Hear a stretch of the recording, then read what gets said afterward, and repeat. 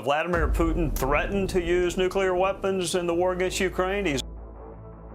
Well, he's a lot more like everybody else than anyone thinks.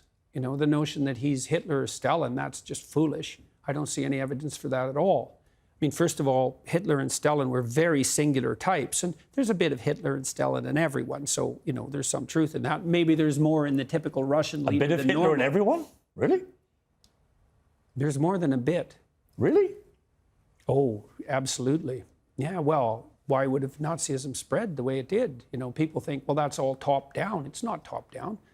There's a part of people that are all these people who informed on Kate Berbalsing. Well, didn't Goebbels say that the way to get vast numbers of people to go along with what you want to do is to terrify them? Yeah, you could hold do that. a grip of terror over them. Oh, yeah, but... And in a way, that's what Putin's now doing with the Russian people, where he's going back now into a position of they're all trying to get us, they want to attack us, they want to take us over. He's terrifying his people to rally support for what at the moment is a conflict he has started, which is not going the way he assumed.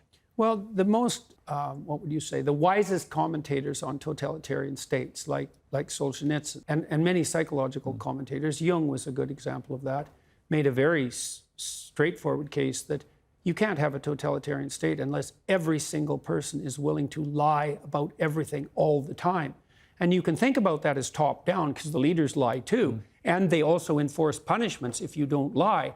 But then you can also think about it. The totalitarian spirit is replicated at every level of the society. And so in a truly totalitarian state, husbands lie to their wives and parents lie to their children. And the totalitarian state is actually the grip of the lie. And so, and people will certainly go along with that. I mean we're seeing that emerge here with cancel culture. It's like lie or else. Yes. It's like, yeah, well. And the Russian people will be bombarded all the time with state media propaganda and will be buying into a lot of what Putin is saying. Yeah. How does this war end, do you think? We're going to find out this winter. Well, I know what I would do in his shoes. I'd wait till the first cold snap and shut off the taps. Right. Well, because of course he's going to do that. He's got the control over the energy. Of course he's going to do that. He's already warned the West with his insistence that maintenance problems were necessary and the pipelines had to be shut down. Do you think he will use a nuclear weapon? If necessary, he'll use a tactical battlefield weapon. Even if it starts World War III? It won't, probably. Why? Because we wouldn't respond? What's in it for us? If you let him do it and get away with it, where does that end? Then you are into a Hitler analogy. There's a lot. You can get yourself in a situation, no problem, where there's no good outcome. We're trying to do that right now on every front we can possibly imagine. We can easily get ourselves in a situation where it's hell this way and hell that way.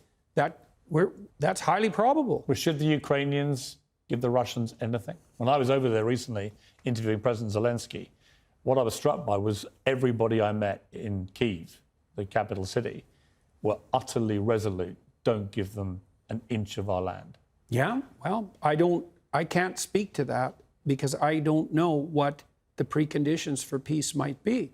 But I do know that naive notions that the Russians are going to lose somehow, or that we're going to win, I just don't understand. I don't understand that. Well, what do you mean we're going to win? What are we going to win here exactly? Well, I guess a victory would be that the Russians retreated from Ukraine. With Ukraine in ruins. Right. Well, okay, fine. That's a hell of a victory. Like, I think Putin could manage that because I think he could tell his people, and I think they might buy it. It's like, we accomplished our objective. We devastated Ukraine and we kept it out of the hands of the West.